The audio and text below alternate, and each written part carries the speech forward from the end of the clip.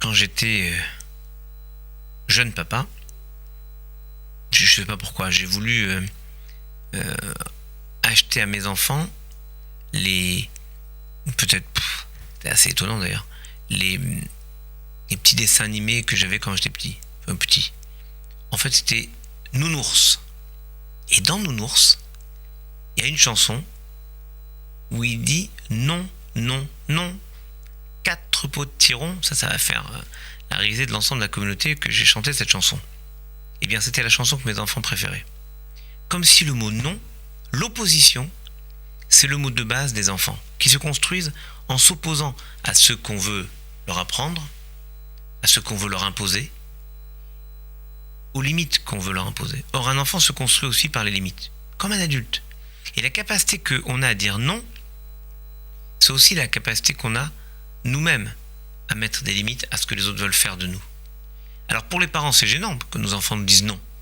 Va te coucher, non. Mais c'est pas parce qu'on dit non qu'on ferme le débat. Et il faut aussi que nous soyons capables d'apprendre à dire non. On a parlé du général de Gaulle en disant de lui, c'est l'homme qui a dit non. Parce que parfois on construit beaucoup plus en s'opposant, en étant incapable de dire un non. Quand quelqu'un voit une hérésie, quelqu'un voit une vilainie se produire devant lui, et il est capable de dire non, je n'accepte pas. Il est à ce moment-là un grand homme. Parce que le oui, c'est plus facile, c'est plus serein.